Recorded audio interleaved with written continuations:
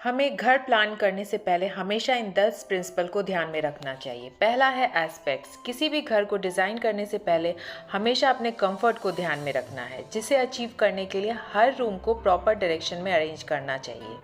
दूसरा है प्रोस्पेक्ट।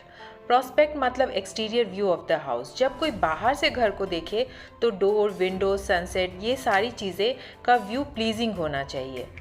तीसरा है रूमिनेस। इसमें रूम की डायमेंशन ऐसी होनी चाहिए जिससे कि हमें मैक्सिमम बेनिफिट मिले मिनिमम डायमेंशन में। लेंथ और ब्रेथ का रेशियो हमेशा 1.2:1 टू 1.5:1 होना चाहिए। फोर्थ है फर्नीचर। प्लानिंग से पहले हमेशा डिसाइड कर लेना है कि किस टाइप का फर्नीचर रखना है और कहाँ रखना है, और उसका साइज़ क्या होना चाहिए ताकि मूवमेंट में कोई ऑब्स्ट्रक्शन ना हो। फिफ्थ है ग्रुपिंग। ग्रुपिंग में 2 या उससे ज़्यादा रूम के बीच इंटर रिलेशनशिप होना चाहिए, जैसे डाइनिंग किचन के पास हो और बेडरूम उससे दूर हो। सिक्स्थ है सर्कुलेशन। सर्कुलेशन मतलब movement of user with in the building.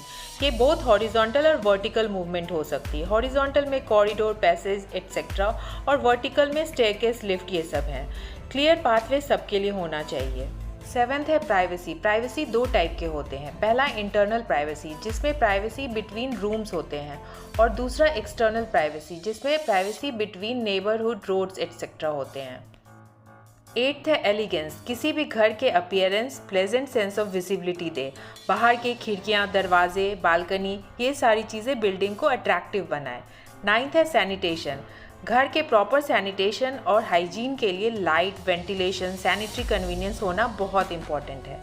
और लास्ट है इकोनॉमी। किसी भी घर को बनाने के लिए बजट का हमेशा ध्यान रखना चाहिए, पर कभी भी बेसिक प्लानिंग और सेफ्टी के साथ कॉम्प्रोमाइज़ नहीं करना है। लास्टली, बिल्डिंग फ्यूचर चेंजेस के लिए भी फ्लेक्सिबल होना चाहिए। Apart from all these principal, हमें लोकल बायलॉज को भी हमेशा ध्यान रखना है।